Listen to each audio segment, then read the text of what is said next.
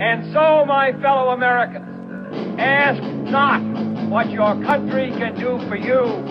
Ask what you can do for your country.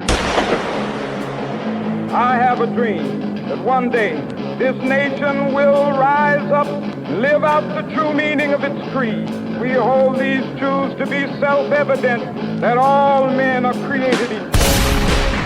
We are exploited. We are downtrodden. We are denied not only civil rights, but even human rights. So the only way we're going to get some of this oppression and exploitation away from us or aside from us is come together against the common enemy. I don't want you to protest. I don't want you to riot. I don't want you to write to your congressman because I wouldn't know what to tell you to write. I don't know what to do about the depression and the inflation and the Russians and the crime in the street. All I know is that first, you've got to get mad. You've got to say, I'm a human being. God damn it. My life has value. Get together, have a few laughs. Welcome to the Iowa Talk Guys podcast. I'm your host, Teepee. I'm your host, Theo. And today we're bringing you a hot one. Everybody's talking about it. No pun intended, for sure. Yeah, definitely no pun intended. E-Rock's not here, so. Yeah. He's out down in Tennessee. I think what he said last time on that episode with Sam. Oh, yeah, No. He's going down to Pigeon Forge. Yep. We miss him. We really do. This is a beautiful late summer evening. We're in the dog days of summer here in Iowa. Yeah, well, the dogs ain't barking so much right now. No, thank goodness. It's nice and cool. You know, it's great. The fantastic weather. You might hear some cicadas in the background. Hey, welcome to the Midwest. Welcome to the shack. We closed it up as much as we could. Yeah, we had that freaking stinking cricket, that one episode that we did with Sam. So once again, we apologize about that. TP is insecure about it. I'm just going to go ahead and say it. I'm just trying to bring our listeners a quality show to listen to. You We know what I are mean? bringing them a quality show, bro. So we're bringing them a real show, too. Yep. And there's crickets and cicadas. It's real, yeah. Hey, once we get we're going to get a studio room built inside the shack here. That's there's soundproof it. a bunch of lumber here. Yeah. But anyways, that's coming. Once again, we're working men. We got things coming, folks. Don't worry about it. Yeah, there's a bunch of other things that need to happen as well, and we're not even going to get into it. Yeah, but anyways, back to the Maui fires. We're going to start off here with this NBC article. We never even went there. We're starting off here, yeah. This NBC article of a timeline. We're not going to cover the whole thing, but we want to start in the beginning of what kind of transpired here down in Maui last month in August. Now, Monday, August 7th, 2023, at 9:52 a.m., Hawaii's Emergency Management Agency. This is according to NBC News. Yes, sorry. Yeah, Daniel Arkin and Nirma Hasty. August 15th, 2023. Is the article, when this article was written, yeah. So, getting back to it. Monday, August 7th at 9:52 a.m., Hawaii's Emergency Management Agency, the EMA, warns residents about winds whipped up by Hurricane Dora. Hola, soy Dora. And other potentially dangerous conditions. There was a red flag warning. A red flag warning is in effect for leeward areas of Hawaii, the agency says in a post on X, formerly known as Twitter. With low humidity, gusty winds, and dry fuels creating risk for extreme fire behavior. So the day before the fires, they got this warning that there could possibly something happen here. Might be a fire. Yeah, and hurricane... The experts are telling us. There's fire hazard out here. I said, oh, Lord Jesus, it's a fire. And Hurricane Dora was traveling south, or was south of Hawaii, south, and it was traveling west, right? Southwest, heading on its way over towards the Western Pacific Ocean. Okay. The rest of the Great Pacific. And so, yeah, winds were blowing in off of that, but didn't know there were lightning winds. Yeah, lightning winds? I don't know. There's still undetermined really how this fire caused, but how the fire was caused, but yeah. It's still hazy Could have around been there. any number of things. By the time this recording comes out, you might already know. It would They seem might have pretty found easy something. if like somebody started it with firecrackers. Or maybe Right. in like you'd find that out. a gender reveal party with tannerite. Dry weather conditions. Okay. Oh, that was California. My bad. Crikey. All right. August 8th at 3:45 a.m., Maui officials announced in a news release that a brush fire was reported in the Olinda Road area of Kula, an area in central Maui. The blaze would come to be known as the Upcountry Fire. It said by 6:30, so like 3 hours later almost, it said Dora-fueled winds 6:30 a.m. Yeah, a.m. help create conditions for a 3-acre brush fire that breaks out in the area of, how do you say that, Theo? Lahaina Luna Road, east of the historic seaside town of Lahaina Moon Road. Well, isn't that what that would be? Here's a weird thing.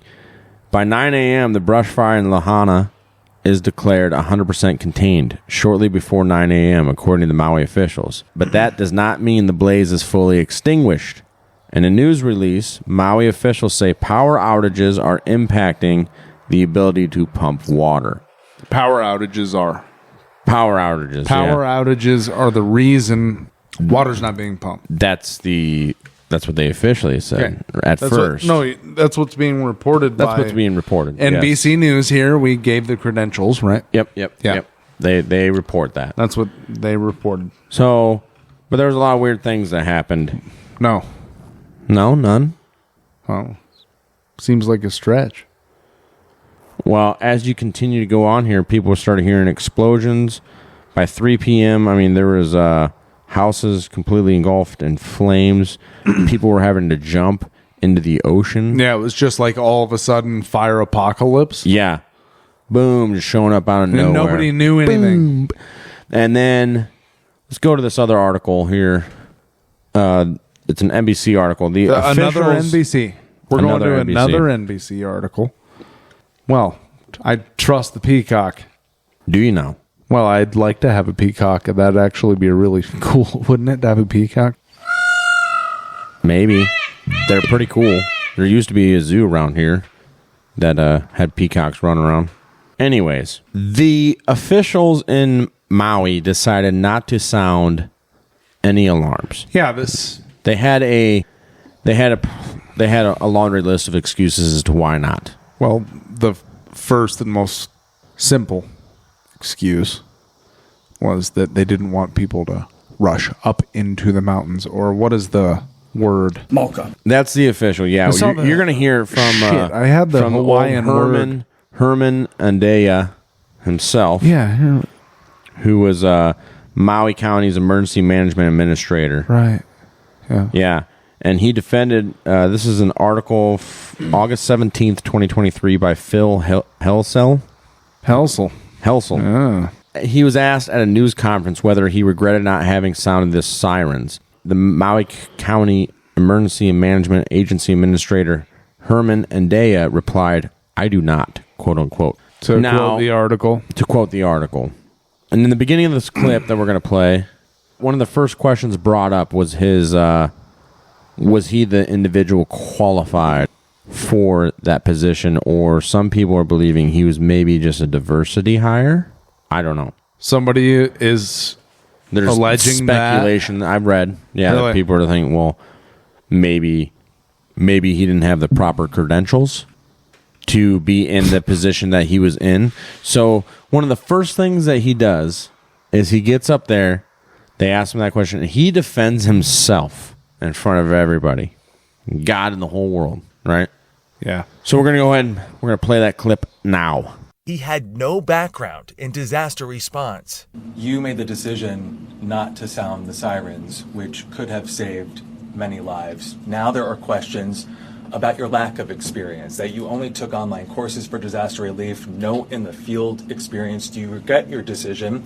And have you considered handing over the reins to somebody with more experience? So the question is around sirens as it relates to the disaster, and the question is for Herman. So the news story talks about how I didn't have experience before taking on a job, and that's not true. Before taking on a job, I was a member of the cabinet. I was deputy director of the Department of Housing and Human Concerns, as well as the mayor's chief of staff for 11 years. And so during that time, I was I oftentimes report to the emergency operations centers, and I have done this on numerous occasions. Also during that time, we went through numerous trainings as well. And so to say that I am not qualified, I think is incorrect. In addition to that, when I applied for this position, which is, by the way, a civil service position, I went through a very arduous process, and I was vetted, had to take a civil service exam. I was interviewed by seasoned emergency managers, and they all deemed me qualified. In fact, I was selected.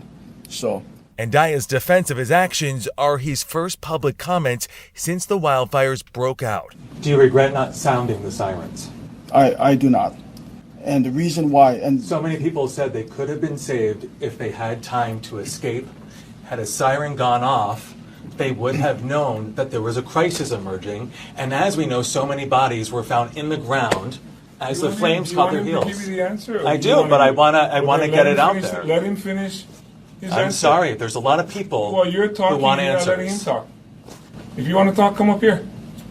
I'm ready for the answer. Then wait. The sirens, as I mentioned earlier, is used primarily for tsunamis, and that's the reason why many of them are found, almost all of them are found on the coastline. The public is trained to seek higher ground in the event that the siren is sounded. In fact, on the website of the Hawaiian Emergency Management Agency, the following guideline is provided. If you are in a low-lying area near the coastline, evacuate to high grounds, inland or vertically to the fourth floor and higher of a concrete building. Alerts may also come in the form of a wireless emergency alert. Had we sounded the siren that night, we're afraid that people would have gone mauka. And if that was the case, then they would have gone into the fire. And so that is the reason why our protocol has been to use WEA and EAS. By the way, I should also note that there are no sirens mauka, or on the mountainside, where the fire was spreading down. So even if we sounded the siren, it would not have saved those people on the mountainside. Mauka. That was Herman himself defending his position. He also had said... so they didn't go mauka. To the mountain, into the fire. Right. Which... I'm pretty sure I think that Hawaiians are smart enough. Yeah, that's what I'm saying. I'm pretty sure people would have been like, at least if having a siren, they'd be like, something is wrong. Maybe people are not going to run into a fire. Right. Dude, maybe also, so there's the agency has two protocols, two systems, other systems, a wireless emergency alert system and an emergency alert system, and the emergency alert system. They deal with text messages to phones as well as messages through television and radio. So if they had sent out an alert, that's the other thing. If they had sounded all alarms, people would be like, oh, you don't think they would have been like, let me get on my phone and see what's going on? Is a hurricane really coming this way? Oh, no, there's a massive fire coming this way. Right. Gee Willikes. How about having a little faith in the people that you're freaking trying to protect and keep safe, you jackass? Sure. That would be nice. Etiquette-wise, right? Well, and then people in West Maui have said the power was out before the wildfire erupted. Yeah, I was pretty interested in that little on the tidbit day of information. I thought that was pretty suspicious. Yeah, that's super wild. Why was the power cut? But hey, guess what? I bet you people had their phones charged. They didn't release obviously water. did, since they were releasing videos of being in the fire, jumping into the freaking ocean to save their lives. Some people having to jump into pools. Yeah, we're going to get into the water situation later, too, which is nuts. Yeah, we're about to get into that. There's 60-mile-per-hour winds. The problem with this fire. whole thing is that it is very suspicious. We're going to get into that more. I don't know if this just can be written off as negligence. I mean, if it is, it's a massive failure. I don't know. It's negligence on multiple levels of I can kind of see it. Official authorities. Negligence but people that are at the top that are just like, oh, joy. Oh man, I got this cush job. No. I didn't mean like I got this cush job. I mean like running the show. Oh, globally. Those ones that are not even on the island. Like, oh yes. Oh. These people doing all this dumb shit for us. Well, yeah, and that's when Biden, he was on vacation. We love him. We talked about that with Sam. They just do everything we tell them to do. Where they asked him, hey, Mr. President, what do you think about the Maui fires? And then he mouthed it. You can't hear it in the video. I played the video clip, but you can't hear it. But he comments, no comment. No comment. And that's the other reporter's like, well, you don't have anything to say? Is that a big shocker, though? Remember... I'll play a clip of remember Sandy Hook Hurricane Sandy when it hit the New England coast. Oh, one of those Sandys. One of the Sandys. There's a lot of anger. There's a lot of frustration here. People in this part of Queens are demanding more help from authorities and taking matters into their own hands. I contacted FEMA. It takes so long. We have no place to go. We are hurting down here and we need help. Immediately. You need to come here and help us. We need assistance. Please. U.S. President Barack Obama returns to the campaign trail in Boulder, Colorado. We're in there like cattle. The beds are on top of each other. There's no showers. The condition of the bathroom here is deplorable. You know, I can't stand it. I mean, not for myself, but for my kids. People here have been left with nothing. And what's worse is that it has taken 4 days for any help to arrive for the helpless. Help isn't coming fast enough. All these people were like, where's Obama? Like FEMA didn't get there. Emergency response didn't get there until like days later, like 4 days after this devastation happened. New Jersey. Right. Yeah, they weren't there for the immediate response. No prevention. So that's Weather Channel told us people knew to prepare to go to Costco or Walmart or wherever the hell they go. We're not advertising for them at this point, right? No. They're just so big. Anyway. And they're getting water bottles and they're getting shit to live for a while. Yeah. But then their house got destroyed. FEMA are the last to know. Well, yeah. Right. And when FEMA finally showed up, they were ill-equipped for the job, for what they were trying to help out with. Which you would have think after Hurricane Katrina, they would know how to handle a hurricane. It's probably a budget issue. Oh, yeah. I bet they didn't have enough money. I think it was Trump's fault. Yeah. Obviously. It's before he was president, but it was probably his fault. You know. Anyways. So, yeah. It says here in this article also, a cause of the wildfire has not been determined. The fire that devastated Lahaina was one of the 3 that erupted on the island that day. 3 officials have said the fire that devastated Lahaina. That was the upcountry fire. It was one of 3 fires. Yeah, so apparently there was 3 separate fires that erupted on the island, and then were being fed by the 60-mile-per-hour winds and the dry conditions.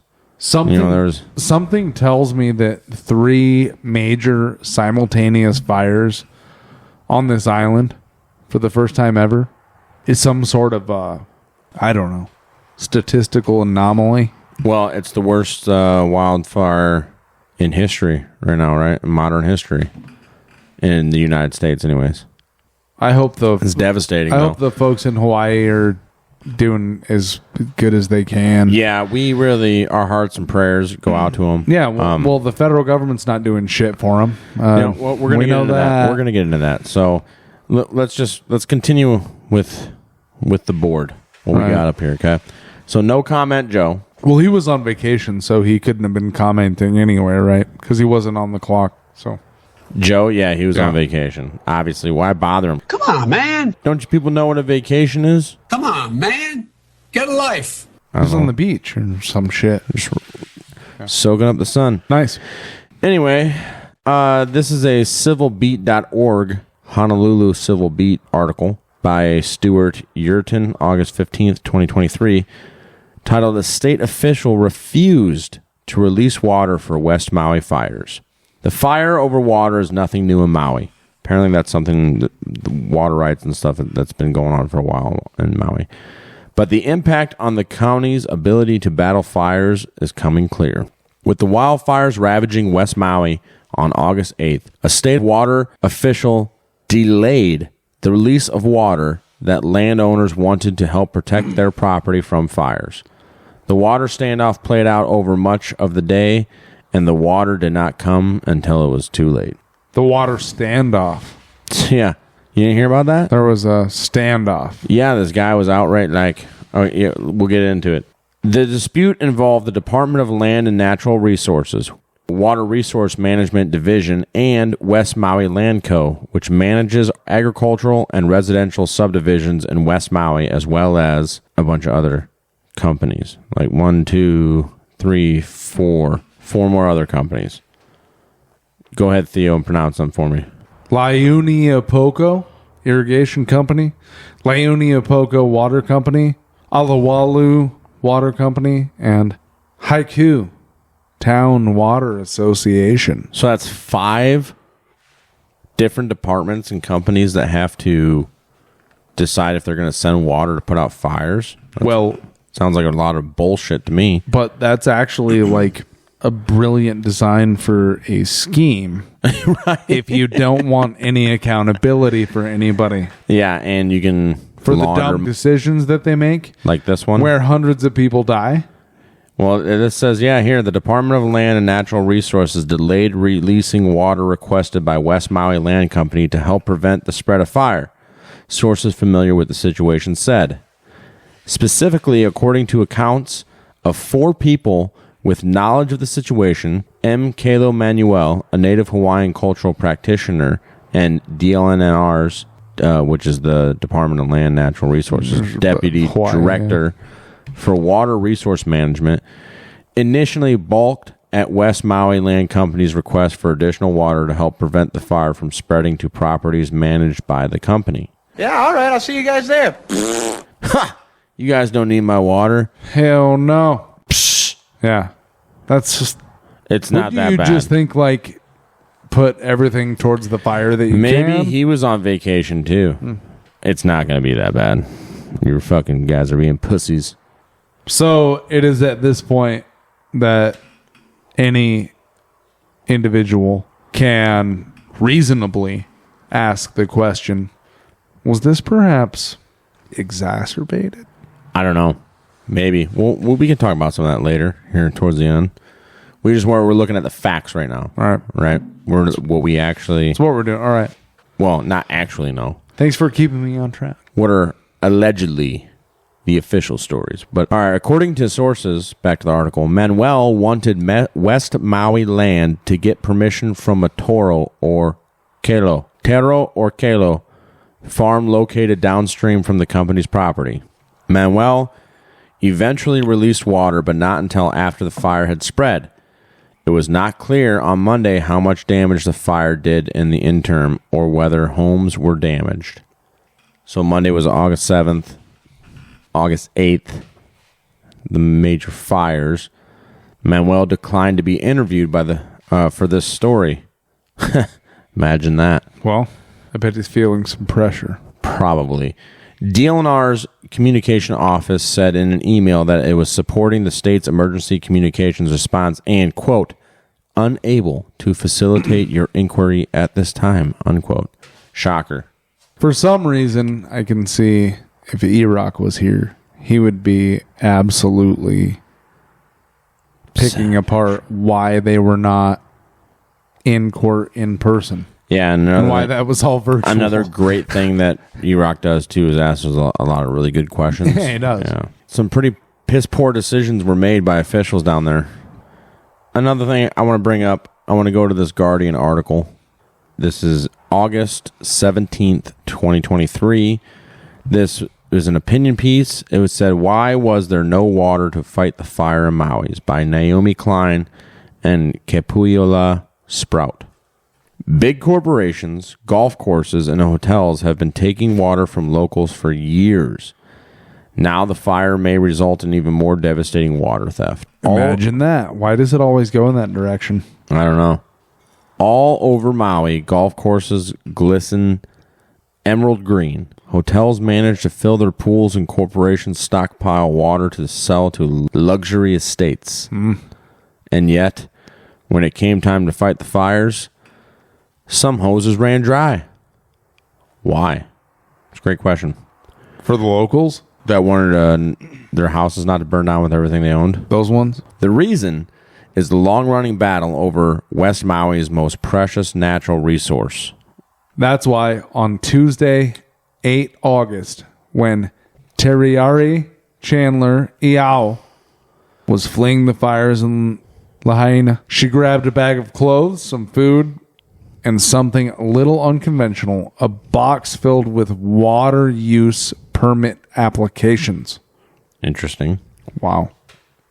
Despite her personal calamity, Teriari, a grassroots attorney, already knew that the fight for Maui's future was about to intensify, and at its heart would not be fire, but another element entirely: water.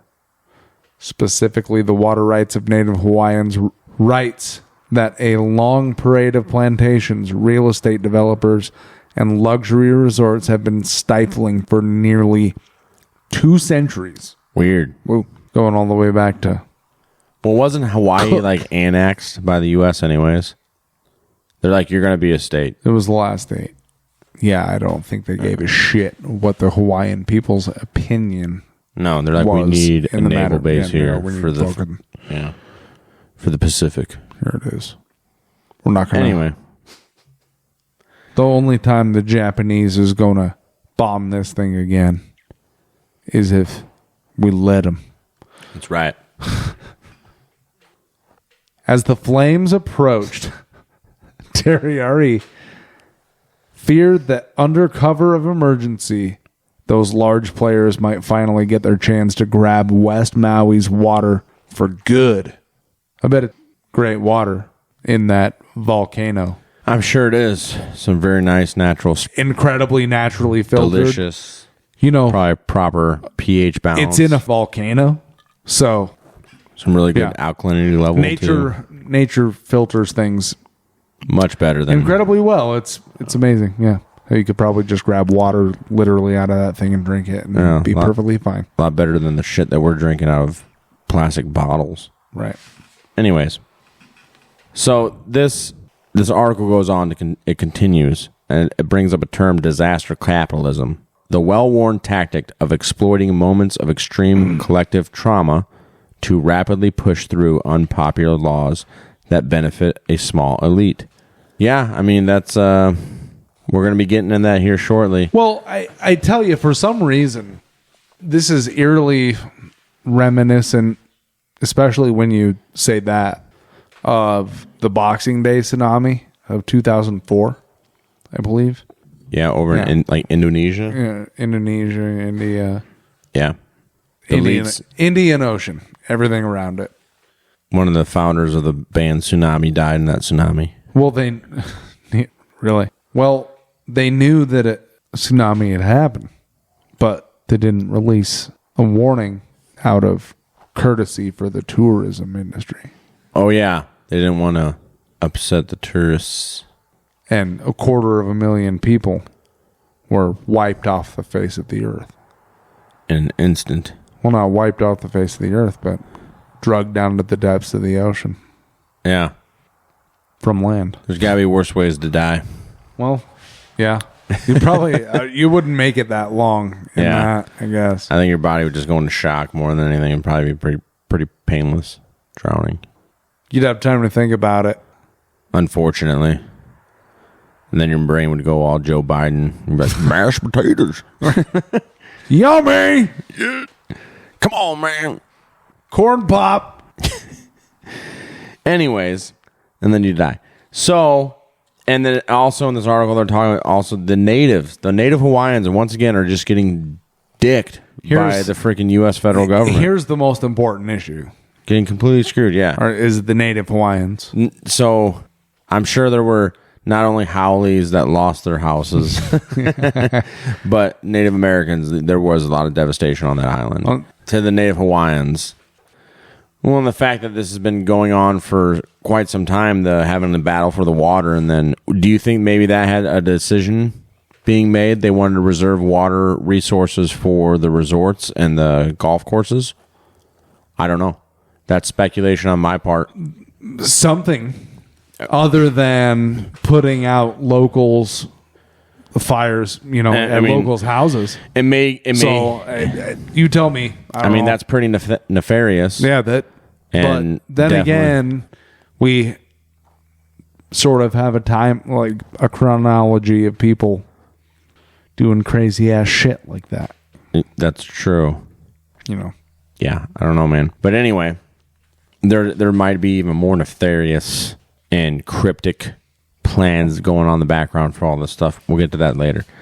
But getting back, so August 9th then, Biden finally releases a statement after he, you're interrupting my vacation.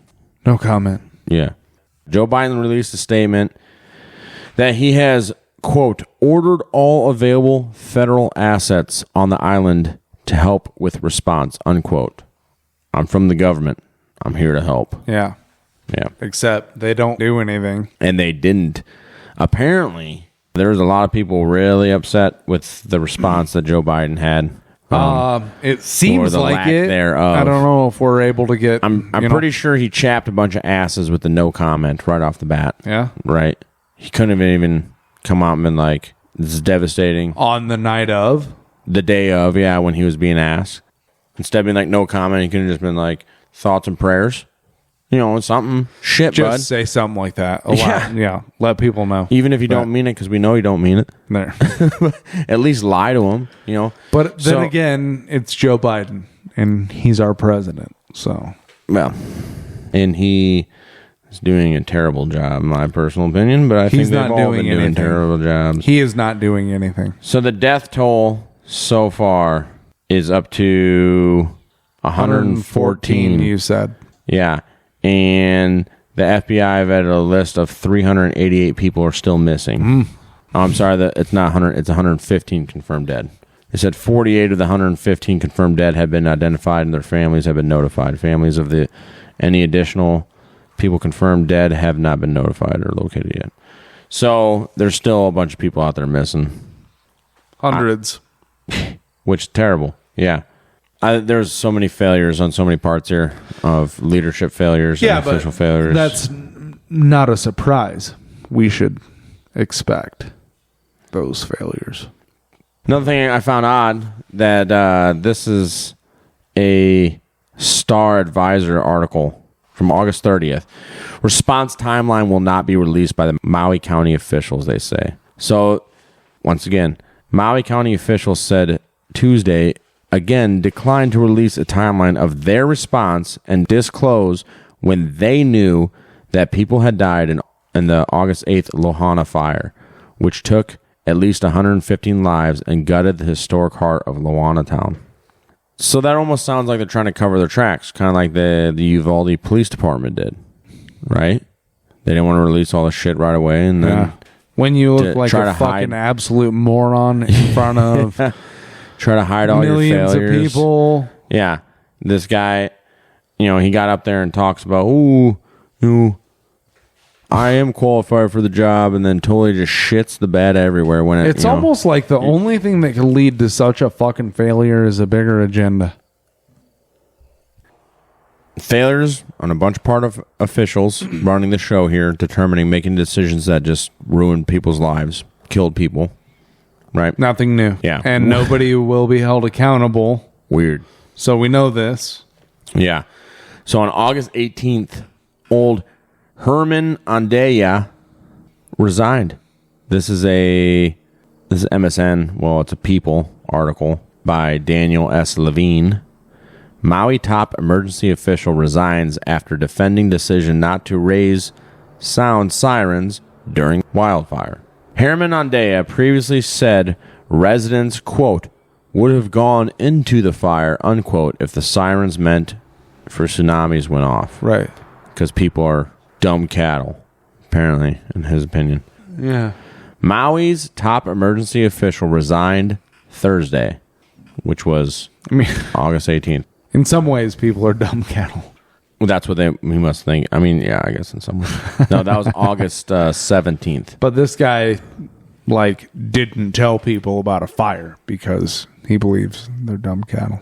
Oh, yeah, probably. I think so, man.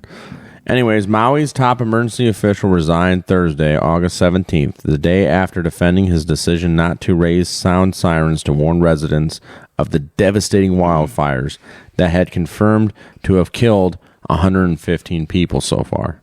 Article says 111. They're off.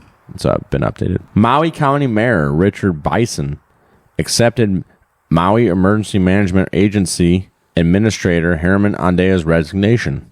Andea cited, quote, health reasons for his decision. Oh yeah, maybe you feeling like shit because the... I bet his blood pressure's up a little bit. Well, I can't say all those lives that perished are his fault, but he didn't help. He's probably maybe having a guilty conscience, like I caused the death of people because of my incompetence. Well, maybe, or just you'd think he would do that at the start, right? But I don't know. Well, the mayor said in a statement, quote, given the gravity of the crisis we are facing, my team and I will be placing someone in this key position as quickly as possible, and I look forward to making that announcement soon, unquote.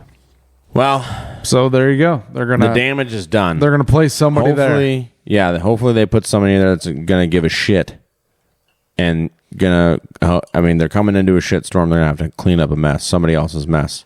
But I think they have people to do that for them. Well, here's also the thing: they're not gonna be having this dark cloud hanging over the head that they're the reason why a bunch of people are dead because they made a dumbass decision. They're not. The new one coming in, no.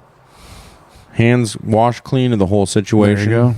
And they're just going to here to clean up the mess. And How convenient. Manage in the future. Yes. How convenient for him or her, whoever it is. Today is the administration of unaccountability, man. It really is.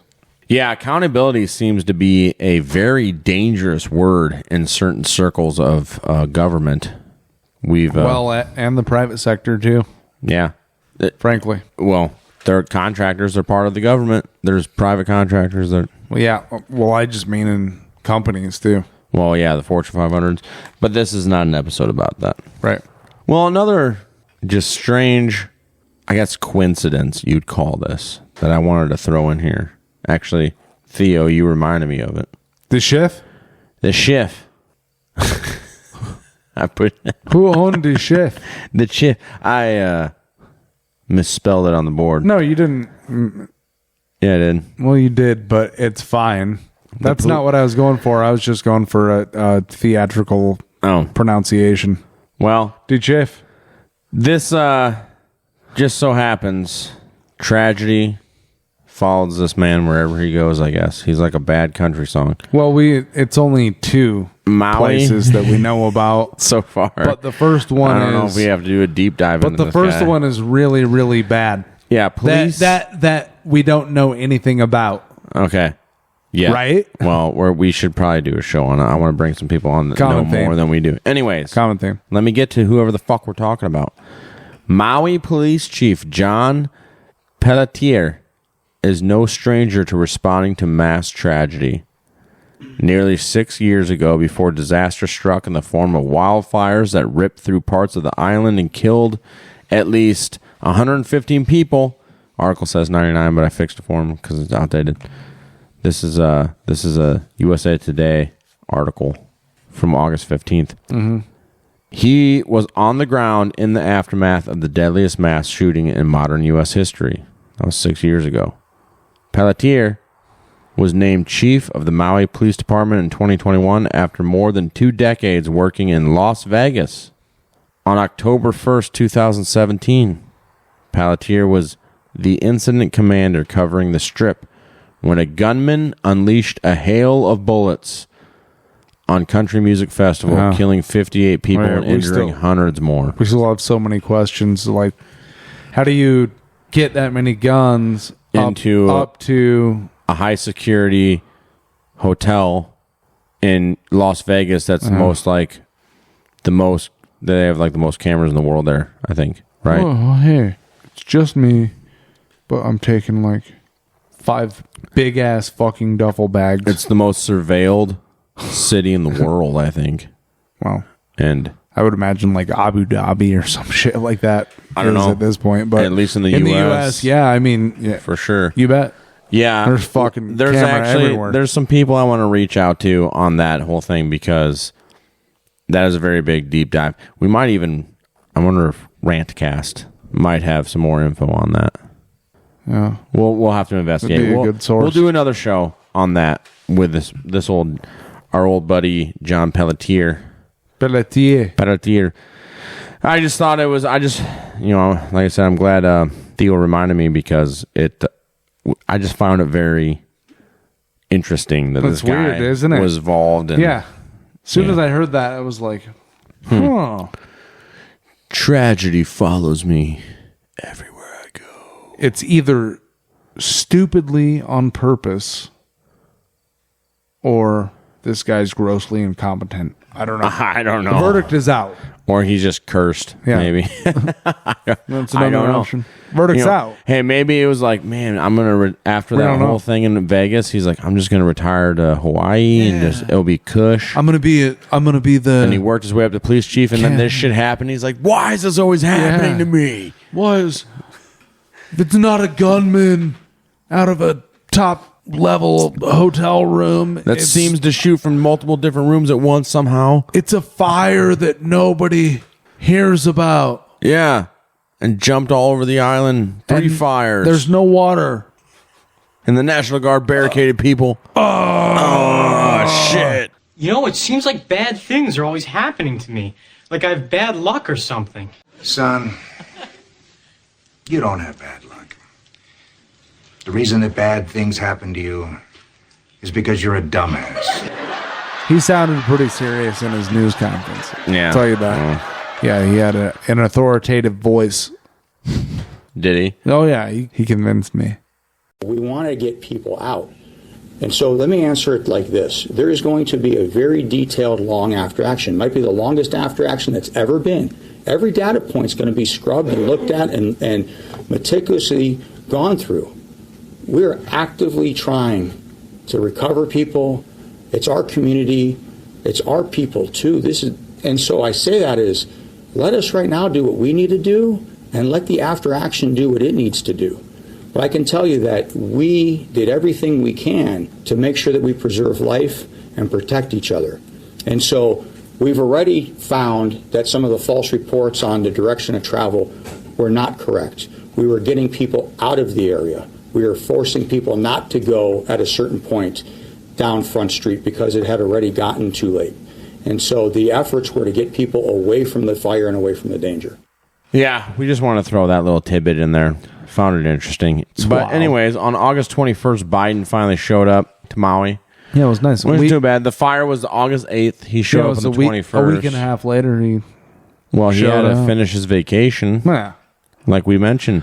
Well, when you're the president of the United States, and particularly after it seems that you've lost it. I don't know, dude.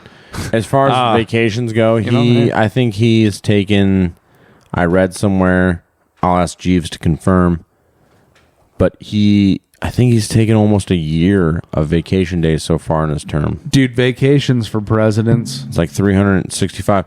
Well, vacations Obama for used to do it all the time, are too. like the national debt. All right? The president that took more vacations than Biden, that held the record before him, was Trump. Nice. The president that held the record before Trump was Obama. Yep. The one that held Bush, Clinton, Well, I don't necessarily know how many Trump took. And we'd have to see how many took post-COVID, too, to find out. But I know they were saying the the same thing about Bush, right? that is something they always bitch about, too. Yeah. You're right. No, that's a good point, dude. Part of the TV show. Part of the reality TV show, yeah. Well, hold on, though. It was part of the reality TV show, too, when young men were, dying in Iraq and Afghanistan. And before that, it was in Vietnam, And it was just, I remember an English teacher in high school telling me, like, yeah, when we get home from work, we'd eat dinner and we'd turn on the TV. We'd have it playing in the living room. Who died today? Yeah. because they were airing the Vietnam War on television every night. Yeah. Anyway. Wild. But anyways, Biden finally showed up, being the strong leader that he is. That's right. And I'll play the clip. He showed up to some pretty angry people. Wow, he's finally here. 13 days. Wow, yeah. Awesome. Yeah, thanks for nothing. Fuck you.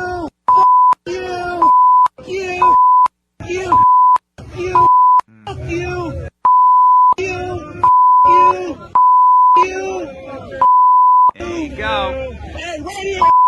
You, Joe Biden. Okay. There was people... I saw middle fingers. People holding signs that read, fuck Biden, Trump won. Yeah. He didn't have a lot of fans when he showed up. We'll just say that. The video that we played, the clip that I played, was when he was coming through with a barricade and people were holding up these signs and they're flipping them off, cussing at him. And well, yeah, there's absolutely nothing to even grab onto with this guy. Figuratively, I say that. With Trump, there's something to grab onto. Hey, he's in touch with the middle class. He speaks to them, yada, yada, yada. I'm just saying, hey, there's something to grab onto there. Well, and I think they're also... Obama, there's something to grab onto. Well, hey, I'm going to grab onto... hope, something we can believe in. And change. Yeah. Well, with like Biden, I said, I think what these the guys... Fuck does Biden have? This is... He's got a can to grab onto soon. This is the craziest presidential administration really in the history of the United States. It really is the most bizarre, dude. But like I said, I think a lot of asses were chapped back in on the 8th when he said no comment, and then they, obviously that was probably one of the first things that the survivors heard. I can only imagine. Well, and I heard, dude, I saw some videos. This lady was saying that she was seeing people running out of their houses on fire, dying in the middle of the street. Yeah, while she was perhaps out in the ocean. Yeah, like just horrific stories have come out of there, dude. It's terrible. But Biden showed up, and you know what? Don't worry. We'll play that clip too. He reassured the folks of Hawaii that he knows exactly how they feel. He can empathize with them. Well, yeah. Is that the right word? Well, sympathize. We've heard about it. Stop. Is it sympathize or empathize? Which one? Where he can feel the emotion. Both of them. He can sympathize and empathize with the folks of Hawaii who lost their homes because he had a kitchen fire from a lightning strike. Roll that beautiful bean footage. I don't want to compare difficulties, but we have a little sense, Jill and I, what it's like to lose a home. Years ago, now 15 years ago, I was in Washington doing Meet the Press. It was a sunny Sunday. And lightning struck at home on a little lake. It's outside of our home, not a lake, a big pond. And hit a wire and came up underneath our home into the heating ducts, the air conditioning duct. To make a long story short, I almost lost my wife, my 67 Corvette, and my cat. But yeah, he also... the audacity. He also had a son that passed away, which anybody can, that was in the military. Can grieve. But the problem with that is that he used that son as a means of justification for folks that died in the line of duty. Yeah. In the meantime, things changed in our life and our family. I lost my son. We lost our son in Iraq anyway. And I'm just like you. And just like you. President Biden's son. He died of a brain. Former Vice President Biden's son. Cancer. Died of brain cancer when he came back home. Yeah. Who knows from what? Maybe he was around some crazy shit. I don't know. Burn pits. Or maybe he was killed off to teach Biden a lesson. Who knows? I don't know. Depleted uranium ammunition. But yeah, this is a guy that tries to get on the common person's level with the most asinine jackass shit ever. Oh yeah, I almost lost my Corvette that had those classified documents in them. Right. Yeah, holy shit. Oh, really? Guess what, Joe? People lost their entire house. They lost their families. They lost their vehicles. Everything they ever owned. The only thing they have left is that shit in their bank account that's a worthless fucking federal note. We've already said it on previous episodes. Federal Reserve note. Right. That's worthless as fuck. Yeah, we've Even already if said on... dude, the shit was so hot. Those fires were so hot. I've seen they had rims were melted to the fucking ground and shit. I mean, even if you had fucking precious metals in your house, if something went down in a fire safe, who knows if they even survived? You know what I mean? Yeah. People lost everything, and this fucking jackass wants to be like, "Oh, I know how you feel. I had a house fire once, and it sucked that we didn't have anywhere to stay except for the other multiple homes that we owned throughout the country, and then even at that time we could have stayed at the White House or any luxurious hotel in the area." Let them eat cake. That's what that is. Let them eat cake. That's the only thing Joe Biden knows. Asinine. Completely some geriatric bullshit.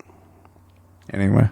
Yeah, and it was the small kitchen fire. Definitely can help relate to your entire house burning down and everything you own. Yeah, well, not even that, but your entire town and community and your neighbors burning down, and people resorting to jumping out into the Pacific Ocean off of said island. Mm-hmm. That's pretty crazy. I would imagine that the swells can be rather persuasive off of Hawaii. I've heard a thing or two about surf competitions, and I don't know, dude. Either way, I mean, I think some people also still died out there from smoke inhalation and drowning. Oh, in the ocean. Yeah. Oh, how bad. Even trying to get out of it. I mean, it's just terrible, dude. I would no hate, relief. Shit. Yeah, I would hate for. I mean, like I said, our hearts and prayers are out to those people. Yeah, absolutely. God bless you.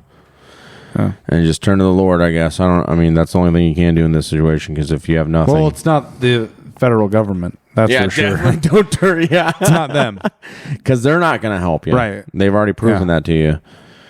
So this is a story that continues to unfold and develop as we continue to go along here. But one thing that Theo was kind of alluding throughout the episode is there was rumors that there was a land that maybe once prior to these fires happening, the federal government or the Hawaiian government, which is run by the federal government, wanted some of that land for some stuff, and some private owners were not giving up their land. Well, it might even have been private equity or private ownership.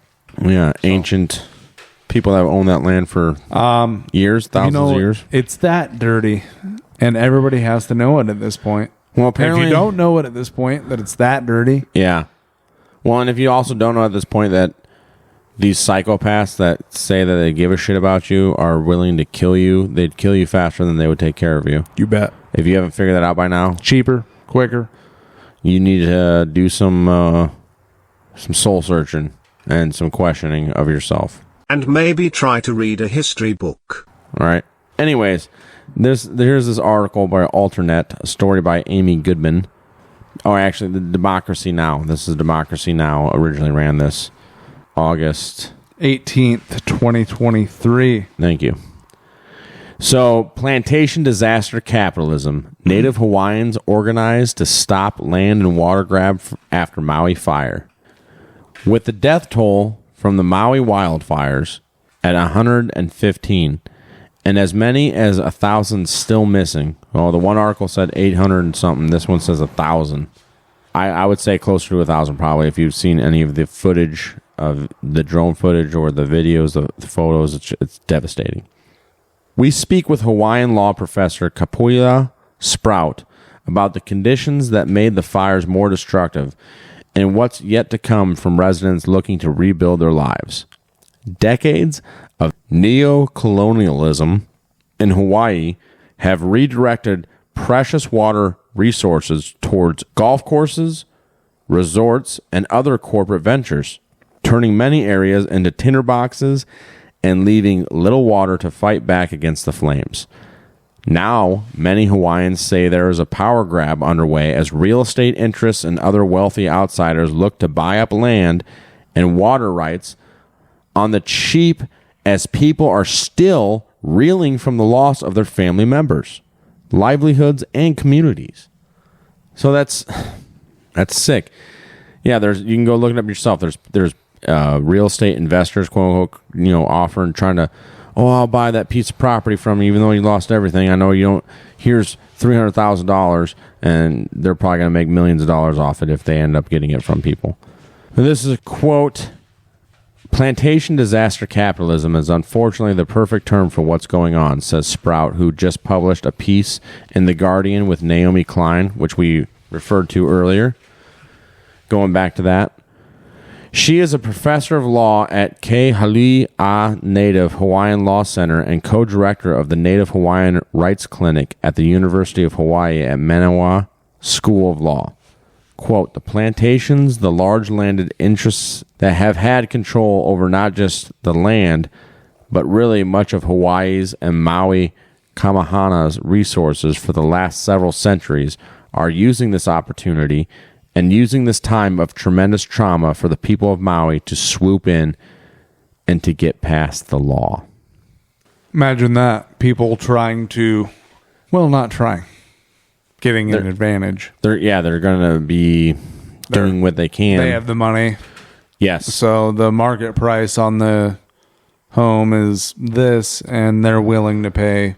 Well, and much if you over. look into it more, what that lawyer gal brought up is that they haven't, just like in Canada and California, they haven't been taking care of the frickin' forests and managing the forest they have properly. to leave it. It's like state law. They have to leave it alone or some shit. And that's what helped aid in these fires. We've been seeing this happen multiple times again, and in Democrat-controlled states again.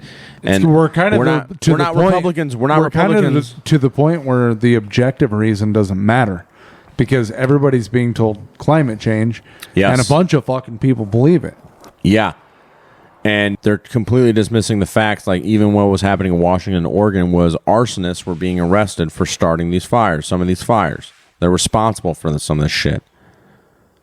Let's burn it down anyway. But it's climate change. Save the banks. Save the people.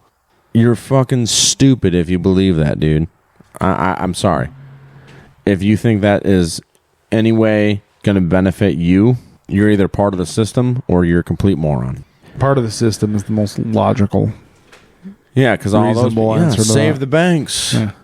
These are the people in the Capitol and Hunger Games, okay, that are telling you how you should live your life. What and this is like. And you're in the mining district. That's or wherever. Exactly what this is like. Yeah.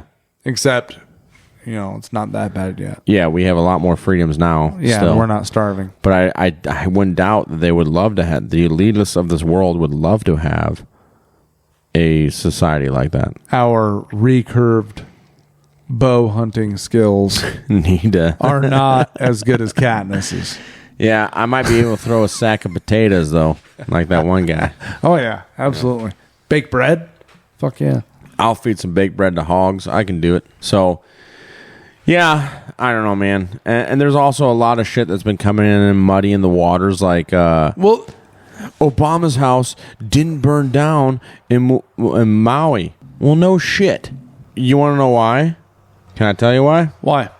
The Obama house estate it's a 3-acre estate in the community of Waimanalo on the island of Oahu, which is not Maui. So no shit, his house didn't get burned down. Right. Stupid shit like that. I've been seeing, so that there was that direct energy weapon thing. People were like, Mountain Dew, Maui blast foretold that this was going to happen. And there was a direct energy weapon. Now, I also understand lasers are very powerful. There's also, so that's another episode that we're working on, weather manipulation by the government and other entities. So like 9-10 years ago, Machu Kuku, that freaking physicist, world-renowned physicist. Michio Kaku? Yeah, Michio Kaku. He was saying that apparently we had like 1 trillion kilowatt, 2 trillion kilowatt lasers that we could fire into the atmosphere and create rain clouds or some horse shit. I can play that clip. I'll play it. Lasers? Really? To change the weather? That's right. Well, as Mark Twain once famously said, everyone complains about the weather, but no one ever does anything about it.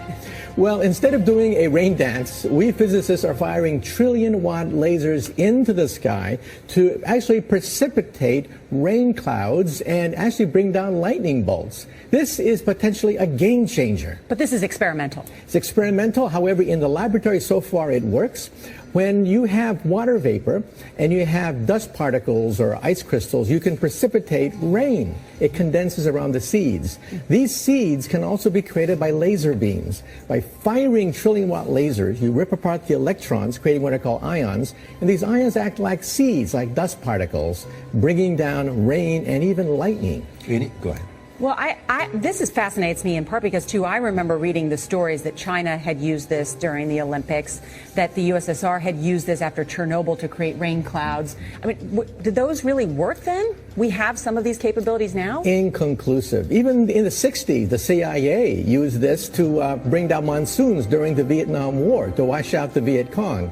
Governments have been playing with this thing. Alleged to. Alleged to, right. Yeah. Now, we realize that for decades now, these governments have been alleged to have experimented with weather control, but nothing conclusive.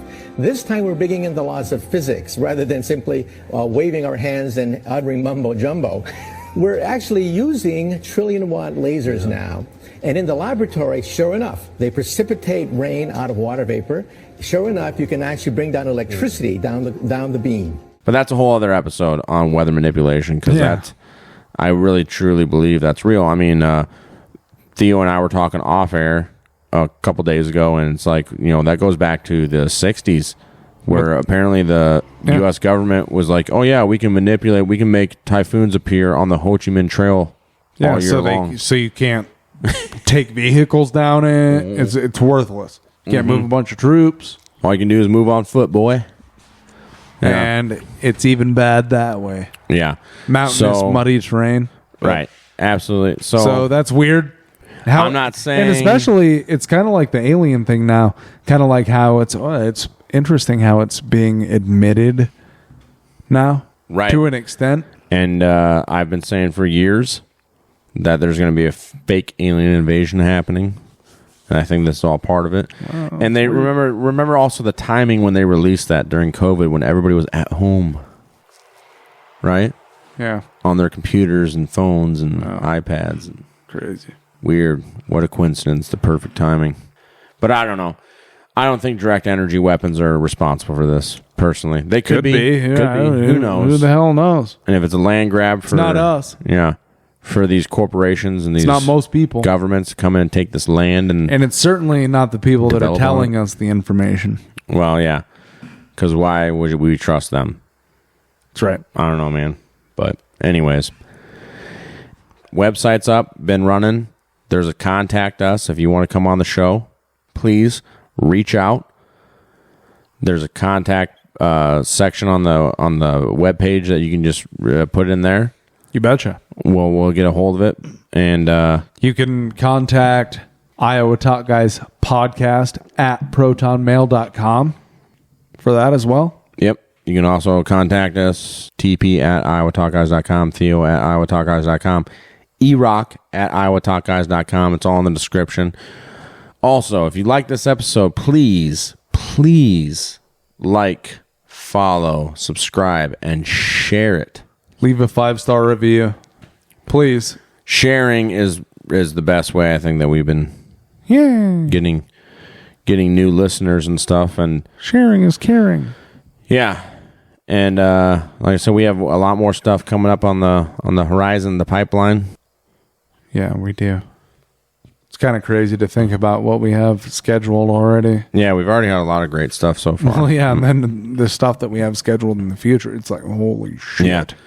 And we're working on more. We got more podcasts, interviews coming up. Yeah, we have some big stuff coming up. Yeah.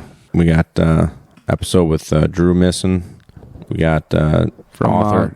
From Missing the Point. You're Missing the Point podcast. We got an author, Tim Moon, coming on from Tomato Fields. We're going to be doing another interview with a podcaster from Drink O'Clock. Should be interesting. Yeah. Apparently he likes to drink. Well, so do we. Yeah. What a coincidence. Yeah. Might as well go chat it up with the boy. Damn. But we really appreciate you guys listening. And please, like I said, it's a big deal. Share with people. Share with your coworkers. Your mother. Only the ones that you like. Father. Grandmother. Your grandfather. Yeah. Cousins. Your cousins. The weird neighbors. In-laws. Yeah. All that shit. Share it with them. Yeah. If your neighbor's got a "Don't tread on me" flag, you should share this with them. Maybe not, though. If your kid goes to school with a patch on his backpack, you should be listening to this show. Spread it like a bunch of shit.